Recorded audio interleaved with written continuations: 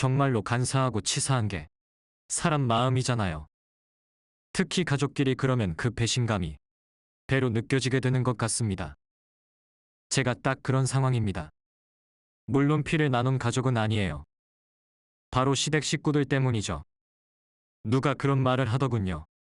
시댁의 치가 떨려서 시금치도 안 먹고 시내버스도 안 탄다고요.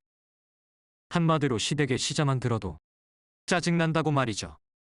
제가 바로 그런 사람입니다. 저는 시자만 들으면 짜증을 넘어 깊은 분노까지 느끼는 사람입니다. 앞서 말씀드렸지만 가족이라 믿었기 때문에 더 그런 것 같아요.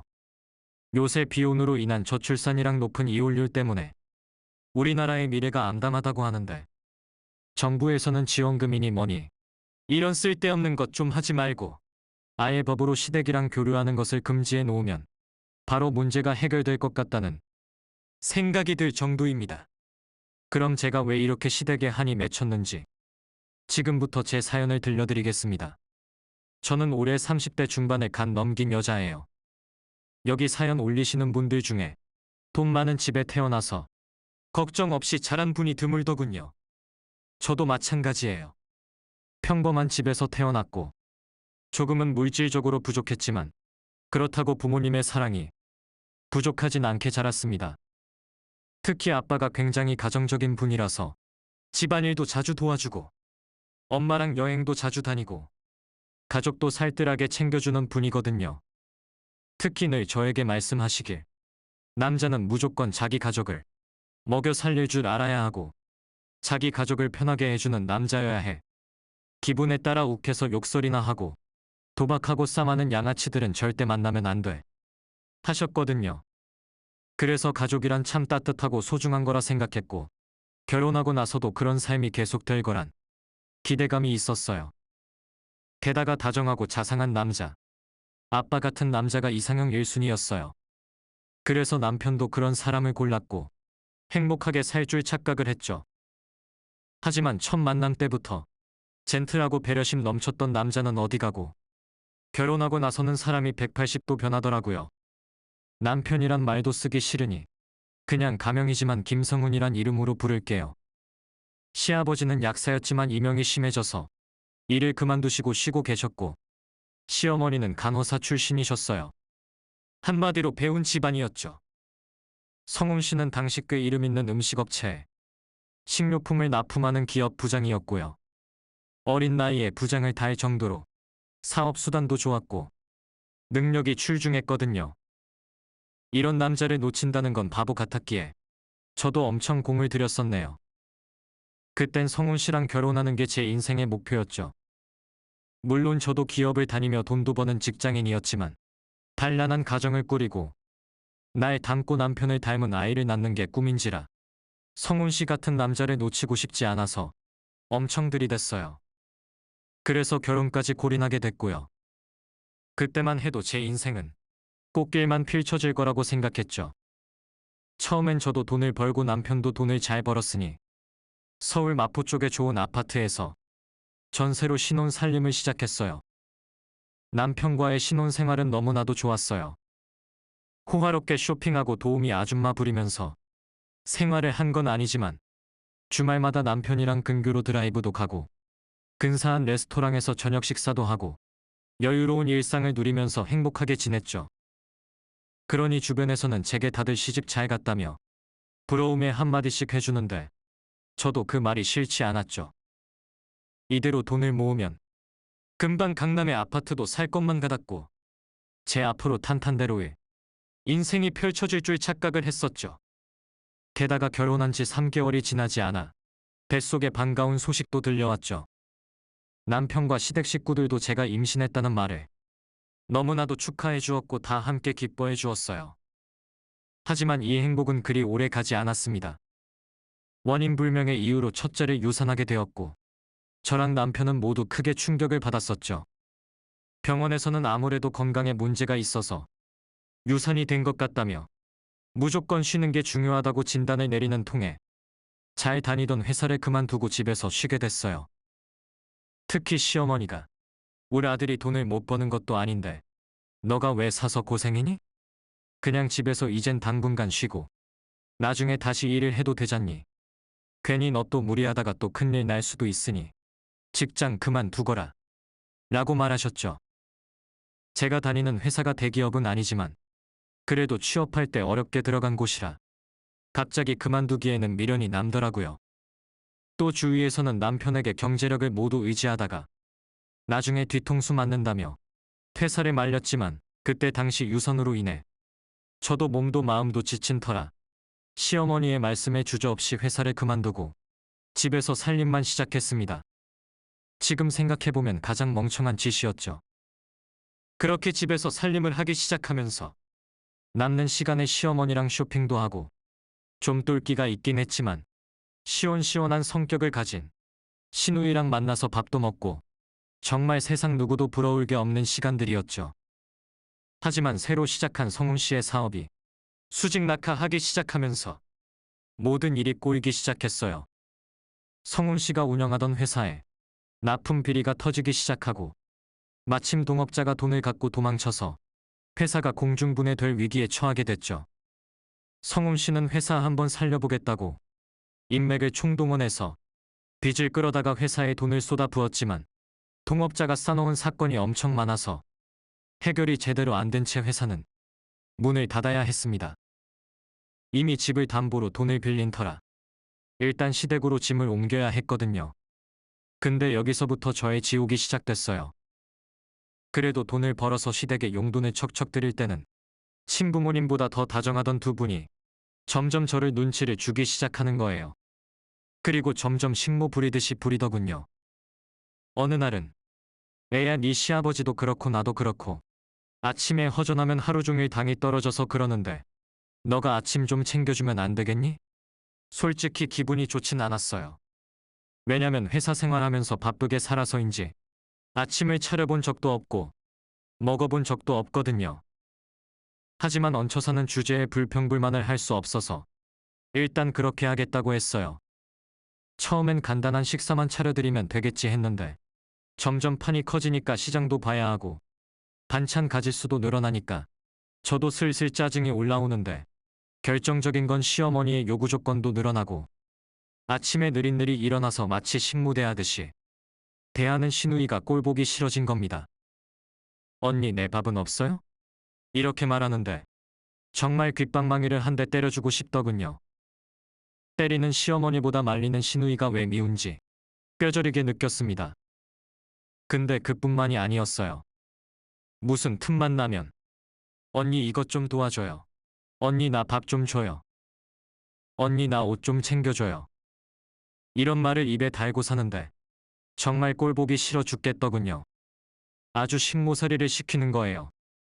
그래도 참았습니다. 남편 사업이 좀 펴면 어차피 따로 나가서 살 거니까 오직 그때만 오길 기다렸죠. 그래도 그 시기를 좀 앞당기려고 집 근처에 있는 보습학원 자리도 좀 알아보고 심지어는 식당 서빙까지 해보려고 했는데 그럴 때마다 시어머니가 얘 동네 창피하게 뭐하는 짓이냔. 우리 집 망했다고 동네방네 소문내고 다닐 거니? 그래도 명색이 네 시아버지가 약사 출신이고 나도 이름 있는 병원 간호사에 네 시누이도 멀쩡한 직장을 다니고 있는데 너가 식당 서빙이나 하고 있으면 동네 사람들이 뭐라고 생각하겠니? 그냥 집에서 살림 좀 펄 때까지 내조나 하고 있어. 이렇게 저를 붙잡아 두는 겁니다. 하지만 그날은 오질 않았어요. 성훈 씨는 아예 회사를 포기하고 다른 쪽 일을 알아보러 다녔는데 그게 약간 사행성 직업하고 연관이 있어서 이래저래 경찰서를 왔다 갔다 조사받으러 다니게 됐고 아주 더 깊이 나락으로 빠지니까 저는 시댁에서 옴짝달싹 못하게 돼버린 거예요. 그럴수록 시어머니의 구박은 더 심해졌는데요. 하루는 너 다시 일을 좀 할 생각 없니? 너도 알다시피 이 집에서 지금 돈을 벌고 있는 게 네 시누이 하나밖에 없는데 그 월급으로 어떻게 5명이 같이 사니? 곶감 빼먹듯이 네 시누이 월급 빼먹고 대출 받아 사는 것도 한계가 있잖니. 이러는 겁니다. 어이가 없더군요. 일하러 다닌다고 할 땐 못하게 말리더니 이젠 돈 벌어오라고 등을 떠미니까 점점 짜증이 나는 거예요. 그래도 시아버지가 중간에서 저를 다독여주고 챙겨줘서 근근히 버틸만 했는데 이제는 시아버지까지 나서서 힘들다 어렵다 하니까 저도 돌아버리겠더군요. 도대체 내가 왜 이 집에서 식모살이까지 해야 하나? 생각도 들었지만 친정에선 저를 다독이며 가족이 힘들 때 돕는 거지. 그런 걸로 너가 성질 내면 어떡하니? 김서방이 좀 나아질 때까지 너가 좀 참아야지. 이런 말만 되풀이하는데 너무 답답했습니다. 그래서 일단 나가서 돈을 벌 생각으로 전단지 알바를 하고 있는데 혹시나 동네 사람들 마주칠까봐 일부러 몇 정거장 떨어진 다른 동네에서 했습니다. 그런데 참 하늘도 무심하지. 전단지 알바 시작한 지 얼마 되지도 않았는데 어느 식당에서 시어머니랑 친구분들이 나오고 있는 거예요. 한눈에 봐도 고급 식당이더군요. 며느리는 한 푼이라도 벌어보겠다고 길바닥에서 전단지 돌리고 있는데 돈 없다고 징징대던 시어머니가 고급 식당에서 친구들과 하하호 하며 나오는 걸 보니까 눈이 확 뒤집히는 거예요. 뒤로 숨을까? 하다가 오기가 생겨서 보란듯이 시어머니랑 친구분들 오는 길가에 서서 전단지를 나눠줬죠. 자기도 양심이 있으면 이 모습 보고 찔려서 뭔가 한마디 할 거라고 생각했는데 오히려 저를 보고 눈이 마주치자마자 고개를 획 돌려서 가는 거예요. 근데 더 서글프고 화가 났던 건 시어머니 친구분이 아니 저 여자 혹시 며느리 아냐? 너무 닮았는데. 이러니까 시어머니가 하는 말이 우리 며느리가 전단지를 왜 돌려 빨리 가자고 이러면서 가버리는 겁니다. 정말 화가 나더군요. 제가 부끄러우면 일을 시키지 말던가요. 일 잘하던 사람을 일 못하게 막아놓고 또 좋은 일자리 못 구하게 해놓고선 어쩔 수 없이 길바닥에서 전단지 돌리는데 그걸 외면하는 시어머니가 너무 야속했습니다. 하지만 이건 약과였습니다. 제가 시댁과 처음으로 거리를 두기 시작한 결정적인 사건은 따로 있었지요. 그건 바로 신우이의 철없는 짓거리였어요. 그때 신우이는 중견기업 회장 비서로 일하고 있었거든요. 남들이 보기엔 비서가 회장 옆에서 일정 관리나 하고 쉬는 시간엔 비서실에서 손톱이나 다듬는 줄 알지만 신우이를 보면 꼭 그런 것만은 아니더라고요. 엄청 바쁘긴 바빴어요. 여기저기 미팅 날짜 잡고 미팅 장소 답사도 가고 확인해서 보고하고 회사 내부 이야기까지 알아보는 것까지 신우이가 다 하니까 스트레스도 스트레스지만 그걸 주변 사람들에게 히스테리로 부리는 것이 장난 아니었죠. 근데 그 와중에 무슨 바이오 기업에 다니는 남자와 눈이 맞은 거예요. 과중한 업무에 게다가 남자랑 연애가 잘 안 풀리는 날엔 집에서 발광을 하는데 그 꼴이 너무 보기 싫은 거예요. 시부모님이야 자기 딸내미가 발광하는 거니까 말리기도 하고 속상하기도 하고 여러 감정이 대입되겠지만 저는 피 한 방울 안 섞인 어린 년이 짜증내는 걸로만 보여서 너무 눈꼴 시려웠거든요.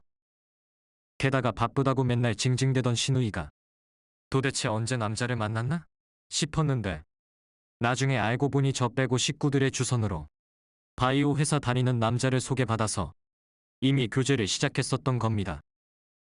그 자리도 시아버지가 다리를 놔준 거라는데 알고 보니 바이오 회사 사장님 아들이더군요. 시댁 식구들은 은근히 신우이가 시집 잘 가서 조금이라도 집안에 희망을 안겨주길 바라는 눈치였어요. 반면에 저는 기분이 너무 나빴죠. 그렇게 가족이란 이름으로 식모살이 시켰으면 적어도 신우이가 누굴 만나는지 그것도 안 되면 누굴 소개시켜줬다는 이야기를 해줘야 하는데 시부모님도 그렇고 남편이란 놈도 그렇고 저에겐 이런 방구도 안 해줬습니다. 내가 진짜 식모인가? 이런 생각까지 들 정도였으니까요. 나만 이 집에서 소외된 느낌이라 상처가 컸었죠. 어쨌든 신우이가 데이트하러 나간 날은 초긴장 상태였어요. 그날 기분 좋으면 집안 분위기도 좋았는데 행여나 싸우고 오기라도 하면 집안 분위기는 난장판이 됐고 신우이는 있는 성질 없는 성질 부려대며 집안을 뒤집어 놓는 거예요. 처음에는 사소한 음식 투정으로 짜증을 부리더니 나중에는 저번에 쇼핑한 귀걸이랑 옷이 왜 없냐면서 괜히 멀쩡하게 있는 저한테 화풀이를 했죠. 아니, 자기가 정신머리 없어서 깜빡해놓고 그걸 마치 내가 가져갔다는 듯이 저에게 따지는데 진짜 서러워서 이 집을 나갈까 말까 하루에도 수백 번 고민을 했습니다. 이 밖에도 기껏 해달라는 음식 열심히 해서 갖다 바치면 짜네, 맵네, 싱겁네 이러면서 어찌나 음식 투정을 하는지 정말 화딱지가 나서 참기 힘들더라고요. 그 꼴이 정말 보기 싫어서 일부러 신우이가 데이트를 하고 들어오는 날에는 이 핑계 저 핑계를 대면서 밖에 나가 있었어요. 심지어 비가 주룩주룩 내리는 날이나 찬바람이 쌩쌩 부는 날에도 개의치 않고 히스테리 부리는 신우이를 피해서 집을 나와 있었죠. 그렇게 꾹꾹 눌러 참고 살다가 어느 날 아침에 지가 늦잠 자서 헐레벌떡 일어나 놓곤 무슨 야채 주스를 달라고 저에게 잔소리를 하길래 아가씨는 손이 없어요, 발이 없어요. 그리고 그 정도는 그냥 편의점 가서 야채 주스 하나 사서 드세요. 지금 저 바쁜 거 안 보여요? 이렇게 확 잘라 말했죠. 신우이는 기가 막히다는 듯이 말을 못하고 시어머니는 방방 노발대발 뛰고 난리였죠. 어느 정도 반응을 예상했기 때문에 니들이 난리를 치든 말든 나는 알바 없단 심정으로 방으로 들어왔더니 나중에 이야기를 들은 남편이 저에게 호통을 치는 겁니다. 저도 질 수는 없잖아요. 그래서 나보고 어쩌라곤. 내가 이 집 식모야. 지금 1년 가까이 이 짓 해줬으면 됐잖아. 언제까지 내가 이렇게 살아야 하는데. 됐어. 당신 이럴 거면 우리 이혼해. 하면서 소리를 치곤 저도 짐 싸서 친정으로 와버렸습니다.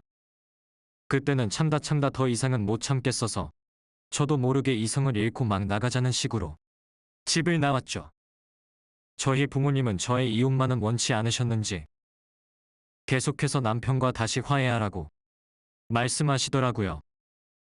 솔직히 이때 좀 서운하긴 했지만 다 저를 위해서 말씀해 주신 거였기에 이해는 갔어요. 그 후 당연히 집안끼리 이야기가 좀 오갔고 나중에는 남편도 직접 찾아와서 집안의 분란을 일으켜서 죄송하다고 사과했죠. 이때 좀 시끌벅적했어요. 저는 성훈 씨에게 정확하게 이야기를 했어요. 난 다시는 시댁에서 못 살아. 그렇게 하면서 살지 못하겠어. 그럼 나더러 어떡하라곤. 지금 간당간당하며 버티고 있는데 일단은 우리 집에서 생활비 정도는 덜 써야지. 그나마 지금 내 동생 월급으로 아끼고 아껴서 우리가 버티고 있는데 걔한테 너가 그런 식으로 대하면 어떡하니. 그래서 평생 당신 동생 수발 들면서 살라고? 네 동생이 히스테리 부릴 때 내가 그 꼴 보기 싫어서 집 나가 있었던 건 아니? 당신이랑 결혼해서 시어머니, 신우이 눈치 보고 수발 들면서 살 거였으면 나 이 결혼 안 했어. 난 참을 만큼 참았어. 이제 더 이상 못해. 저는 남편에게 확실하게 시댁살이는 못한다며 선을 확 그었습니다. 물론 저도 성질을 낸 게 잘했다는 건 아니에요. 어차피 신우이가 벌어오는 돈으로 5식구. 엄밀히 말하면 남편 빼고 4식구네요. 남편은 일주일 중에 6일 정도는 무슨 사업 알아본다고 사람 만나러 다니고 접대 한답시고 돌아다니느라 집에 없었거든요. 어쨌든 4식구가 신우이 월급에 매달려 살았으니 저도 집안일을 해주는 게 어느 정도 당연은 했습니다만 다르고 다른 거고 또 한편으론 이걸 당연하다는 듯이 대하는 시댁 식구들 태도가 싫었거든요. 그래서 다시는 시집살이 안 하겠다고 버틴 거고요. 대신 성훈 씨가 싹싹 빌어대니 저도 나중에 어쩔 수가 없고 마침 아빠도 저를 말리면서 어쩌겠니. 가족끼리 힘을 합해야지. 김서방이 무슨 사고를 치고 싶어서 친 것도 아니고 일이 꼬여서 이렇게 된 건데 너가 조금만 참고 김서방 회사 형편이 나아지면 그때 가서 큰 소리 쳐도 안 늦어. 그러니 이젠 시댁으로 일단 돌아가 있으렴. 나중에 아빠도 힘을 좀 보태주마. 이러면서 100만 원이 든 통장을 주시는 거예요. 집안 형편도 좋지 않은데 아빠는 본인 용돈을 조금 모아서 저에게 건네주신 겁니다. 그날 밤 그 통장 보고 정말 많이 울었네요. 우리 아빠가 얼마나 나를 생각하고 걱정하시는지 그 마음을 알게 되니까 눈물이 멈추질 않는 거예요. 근데 그게 아빠랑 나는 마지막 대화가 될 줄 꿈에도 몰랐죠. 아빠는 알고 보니 가족들 모르게 생활비를 버시려고 새벽에 배달 알바를 하고 계셨는데요. 그만 배달 일을 하다가 자동차 사고로 돌아가셨어요. 그렇게 열심히 사셨는데 그토록 가족을 위해 헌신하셨는데 가족들 얼굴도 못 보고 차디찬 아스팔트 바닥 위에서 돌아가셨습니다. 나중에 그 소식을 들었을 때 얼마나 황당하던지 정말 세상이 미워지고 원통하고 분해서 미칠 것 같았습니다. 여러분 같으면 어떠시겠어요? 딸이 행복한 모습도 못 보시고 딸 생활비 챙겨준다는 이유로 새벽 배달하시다가 돌아가신 아빠를 보며 제가 어떤 생각을 하겠습니까? 하늘이 무너지는 듯한 기분에 슬퍼하고 장례식 내내 어찌할 바를 모르겠더라고요. 기억도 안 나요. 어떻게 아빠를 하늘로 떠나보냈는지, 어떻게 조문객들을 맞이했는지 아무런 생각도 안 났어요. 근데 장례식 도중에 친구가 와선 그냥 한 귀로 듣고 한 귀로 흘러들어 니네 시어머니 조심해야겠다. 아까 부조금 슬쩍 보더니 장사가 잘 안 됐네. 어쨌대. 하면서 너네 아버지 인간관계 흉보는 걸 내가 우연히 들었어. 아니 자기가 뭔데 바깥 사돈 인맥에 부조금 타령을 하는 거니? 니네 시어머니 정말 나쁜 사람 같다. 이러면서 이야기를 해주는 거예요. 솔직히 그때만 해도 설마 했습니다. 그리고 경황도 없어서 크게 귀담아 듣지도 않았고요. 그렇게 한 달 정도를 멍하니 보낸 것 같았습니다. 살아도 사는 것 같지가 않고 먹어도 먹은 것 같지가 않아서 살이 쪽쪽 빠지더군요. 근데 그때 시누이가 저를 살뜰히 챙겨주는 거예요. 자기 월급 받은 돈으로 생전 처음 제게 선물도 사다 주고 게다가 시어머니도 입맛이 없는 저를 위해 직접 사골도 고아서 고깃국도 끓여주셨죠. 제가 원래 감기 걸리거나 몸이 안 좋으면 고기 국물에다가 밥 말아 먹거든요. 그걸 남편에게 전해 들으셨는지 그 힘든 사골 국물을 번거롭게 직접 끓여서 손수 만들어 주셨어요. 그러면서 제게 이거 다 정신 차려. 이러다가 산 사람도 죽겠다. 사돈 어른이 이런 모습을 원하진 않으셨을 거야. 뭐라도 좀 먹고 정신을 차려야지. 나도 우리 친정 아버지 돌아가셨을 때 어찌나 원통하던지 사는 게 사는 것 같지 않더라. 네 심정 나도 겪어봐서 이해하는데 지금 죽을 것 같아도 결국에는 시간이 약이란다. 그러니 이거라도 먹고 기운 좀 차리렴. 시어머니의 그 말에 조금씩 안정을 찾았고 정성스럽게 만들어주신 사골국을 먹으면서 기운을 차렸죠. 돌아가신 아빠가 말씀하신 가족이란 게 이런 거구나. 참으면 복이 되는구나. 깨달았다고 생각했습니다. 이제 혼자 남겨진 친정엄마 잘 모시고 시댁 식구들과 잘 어울리며 살아야겠다고 생각했는데 그건 제 착각이더군요. 아버지 돌아가시고 사망 신고하고 이것저것 행정적 정리랑 금융 문제 정리하고 있는데 남편이 슬쩍 물어보는 거예요. 근데 아버지 돌아가시고 얼마나 남겨주신 거야? 글쎄 워낙 돈이 없으셨으니까. 그래도 보험금이랑 이것저것 처분하고 엄마는 집도 나보고 처분해달라고 하셔서 그거 팔고 좁은 데로 가시고 싶다고 해서 그런 것까지 다 감안하면 대략 3억은 될 것 같아. 왜 그러는데? 아니, 그냥 사람 목숨값이 3억밖에 안 된다니. 조금 서글퍼서. 당신도 그런데 나는 오죽하겠어. 어쨌든 말이라도 그렇게 해주니 고마워. 그때만 해도 남편이 그냥 물어보는 말인 줄 알았는데 그게 다 밑밥을 깔아놓은 말이었습니다. 제가 좀 정신 차리고 어쨌든 그 3억으로 엄마 작은 방 하나 해드리고 이젠 그 돈으로 저도 직장 구하고 집 하나 구해서 남편이랑 다시 분가하려고 마음 먹고 있는데 갑자기 시어머니가 얘야 정말 미안한 이야기 하나 좀 하자꾸나. 혹시 사돈 어른으로 나온 보험금이랑 해서 네 시누이 결혼 자금에 좀 보태면 안 되겠니? 처음엔 이게 무슨 소리인가? 싶더라고요. 아니 어떻게 이런 말을 제게 할 수 있을까? 그것도 마치 돈을 맡겨놓은 것 마냥 나에게 돈 내놓으라고 하니까 기가 막혀서 말이 안 나오는 거예요. 그래서 제가 어머니 이건 좀 심하신 거 아니에요. 그래도 우리 아빠 목숨값인데 이거 저랑 울 남편이랑 쓰기도 아깝고 또 혼자 계신 울 엄마 위에 쓰기에는 모자른 가격이에요. 그걸 시누이 결혼자금으로 내놓으라고 하시면 너무 하신 것 같아요. 그래 나도 그건 안다. 하지만 너도 염치가 있어야지. 그동안 시누이 덕에 우리가 산 거 아니니? 걔가 벌어놓은 돈으로 우리가 산 거 아니냔. 그리고 그쪽 사돈네가 워낙 잘 살잖니. 설마 이 은혜를 시누이가 있겠어? 안 그래? 다 고마워하면서 나중에 곡절로 갚아줄 거니까.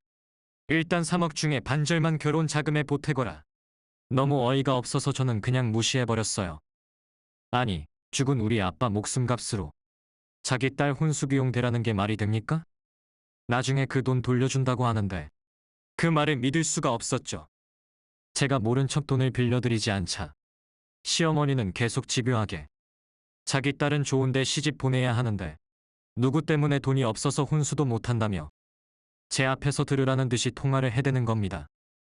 거기다가 제가 아예 대꾸도 안 하면 이상한 심부름을 시켜서 사람 연 먹이고 한밤에도 잠 못 자게 깨워서 온갖 심부름을 시키고 정말 일부러 나 괴롭히려고 작정하는구나 라는 게 느껴지더라고요.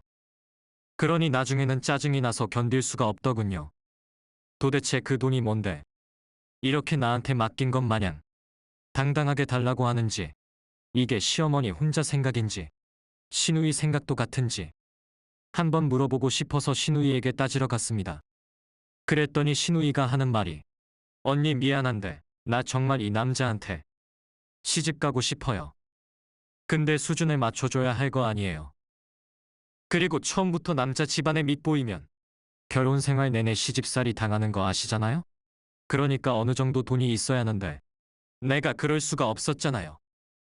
미안한 이야기지만 언니랑 오빠 같은 군 식구까지 내가 다 먹여 살리느라 옷 한 번 못 사고 저축 하나 못 했는데 언니가 이번엔 좀 도와줘야 하는 거 아니에요? 이러는 겁니다. 아 정말 해도 해도 너무하더군요. 물론 시누이 말에 공감하는 분도 계실 거예요. 그래, 시누이가 맞는 말 했네. 그동안 그 집에 얹혀 살았잖아. 돈을 떼어 먹는다는 것도 아니고 좀 빌려줘란. 이렇게 말씀하실 분도 있습니다. 하지만 제가 그 집에 있는 동안 그냥 놀았나요? 식모살이에 여기저기 불려다니면서 뒤치다 거리 다 해줬는데 마치 그냥 빌붙어서 돈이나 축낸 사람 취급하는 게 너무나 화가 나더군요. 솔직히 다른 집 가서 진짜 식모살이로 일했으면 한 달에 못해도 200만 원은 벌었을 겁니다. 아침부터 자기 전까지 하루 종일 사람을 자기 노예처럼 부려먹었는데 어떻게 그걸 까먹고 제가 이 집에서 공짜로 무전취식했다고 생각할 수 있을까요? 게다가 이 돈은 로또 맞아서 된 돈도 아니고 아버지 목숨값인데 그걸 달라는 생각 자체도 이해할 수가 없었습니다. 단돈 100원도 저에겐 너무나 소중한 돈인데 이걸 시누이 결혼 자금의 반 이상 몰아넣는다는 게 말이 되나요? 정말 100번 만번 양보해서 제가 돈을 반드시 준다 해도 이건 예의가 아니죠. 저는 시누이가 결혼할 상대가 누군지도 모릅니다. 저는 인사를 나눈 적도 없었거든요. 자기들끼리 소개해주고 소개받으러 나가서 서로들 인사 나눴을 뿐 제가 본 적도 없는 그 남자랑 사는 시누이를 위해 우리 아빠 목숨값을 내놓아야 하는 건 아니잖아요. 너무 열이 받아서 속에 있던 이야기를 시누이한테 확 내뱉어버렸죠. 시누이는 약간 벙찐 표정을 짓더니 그럼 우리 오빠 한번 만나게 해드리면 돈 주실 거예요? 이러는 겁니다. 어유싸가지 없는 년. 사실 그게 중요한 게 아니잖아요. 그래서 그냥 됐다고 하곤 다시 시댁을 나와 친정 엄마 집에 들어갔어요. 도저히 저런 인간들이랑 상종도 하기 싫더라고요. 그러니 별거 아닌 별거에 다시 들어간 셈이 됐는데요. 어느 날 성훈 씨가 찾아와서 좀 도와주면 안 되냐? 하나밖에 없는 내 동생인데 그까짓 거 돈 때문에 이래야겠어? 내가 안 도와주고 싶어서 이러는 게 아니잖아. 이거 우리 아빠 목숨값이야. 그리고 우리 엄마한테 줄 돈이고. 그럼 우리 엄마는 길바닥에 나 앉으라는 거야? 우리 엄마도 돈은 있어야 할 거 아냐? 나중에 몇 배로 돌려준다니깐. 사돈되기. 바이오 업체 사장이야 설마 이 돈 떼먹겠냐? 그렇게 돈 많은 집 아들이랑 결혼하는데 무슨 혼수를 이렇게 많이 해가려고 그래? 얀. 급이 맞게 해주려고 그러는 거 아냔. 그럼 동네 그지 마냥 혼수해서 보내냔. 그쪽에서 원하는 레벨은 맞춰줘야지. 그 말에 화가 너무 나서 더 이상 말하지 말자고 하는데 시어머니가 전화를 해서 드디어 끝내 불을 지피더군요. 얀. 들어와서 돈 안 받는다 그까짓거 목숨값.